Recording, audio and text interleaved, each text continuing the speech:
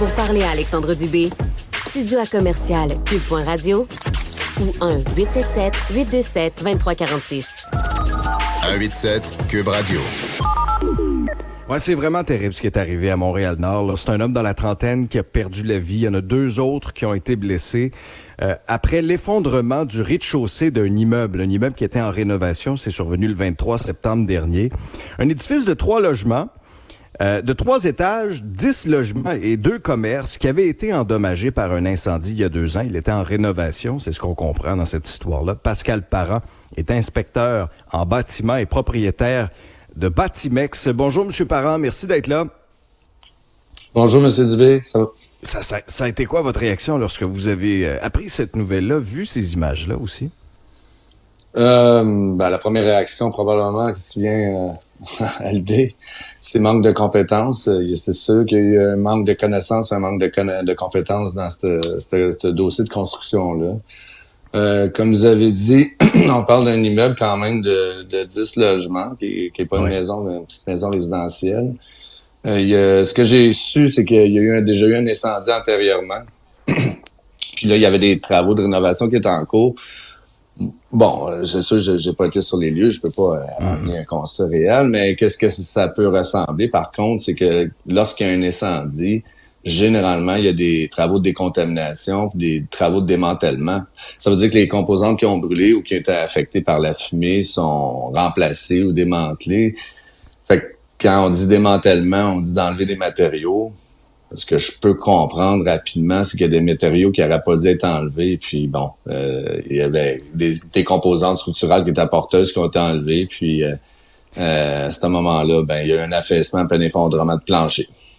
Et c'est ce qui aurait pu fragiliser cette structure-là en bout de ligne, là, parce qu'un rez-de-chaussée ne tombe pas comme ça, là. Non, écoutez, c'est impossible. Le rez-de-chaussée n'a pas tombé comme ça par hasard. C'est sûr que, on a des travaux de rénovation, comme on parle. À ce moment-là, ils ont enlevé qu'est-ce qu'il fallait pas enlever, grosso modo, grossièrement. Fait qu'ils ont enlevé des éléments porteurs. Là, c'est à voir, je sais pas c'est quoi la compétence de l'entrepreneur qui travaillait là. Autant de ces travailleurs de la construction qui étaient là, s'il y avait les compétences pour faire ça. Mais faut faire attention aussi, ceux qui font de la décontamination, généralement, c'est des travaux de rénovation. Mais là, quand on parle de structure, on n'est pas dans la décontamination, on est ailleurs. Mais c'est intéressant ce que vous dites, M. Parent. Là, de manière générale, éclairez-nous, lorsqu'on fait des travaux de cette ampleur-là, il y a des normes, il y a des guides à suivre, on peut pas enlever ce qu'on veut, là. C'est pas supervisé, ça? C'est pas, je sais pas, y a-tu comme un expert qui doit approuver le plan qu'on va mettre en pratique? Là, écoutez, on parle de travaux de rénovation, puis après incendie, ce qu'on suppose. Généralement, ils vont faire des remplacements.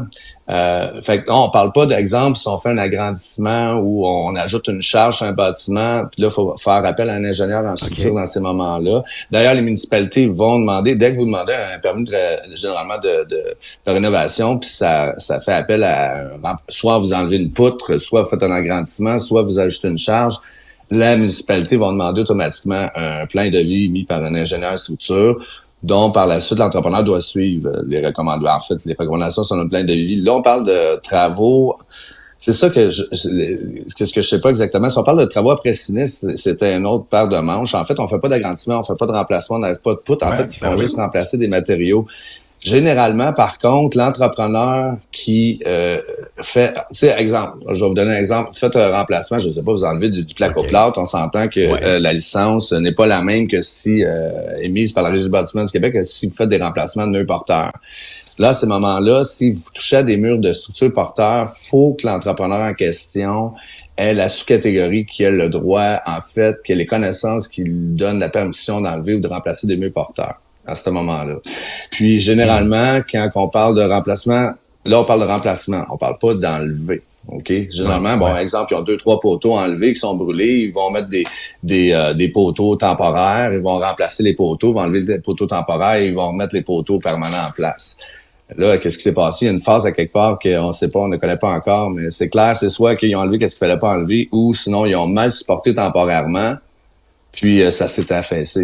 Probablement, c'est une de ces 2 options-là. Mais est-ce que ces gens-là pouvaient ou avaient les connaissances de le faire? Ça, on ne sait pas. Puis 2, c'est clair aussi qu'il n'y a pas eu de suivi, soit par un ingénieur ou un technologue. Ça, c'est clair. En tout cas, il y a une enquête actuellement de la CNSST pour éclaircir tout ça. Il y a quand même quelqu'un qui est mort là-dedans. Il y a 2 personnes qui ont perdu la vie. Ouais. Pascal Parent, vous êtes inspecteur en bâtiment, propriétaire de Batimex. Merci pour vos lumières là-dessus.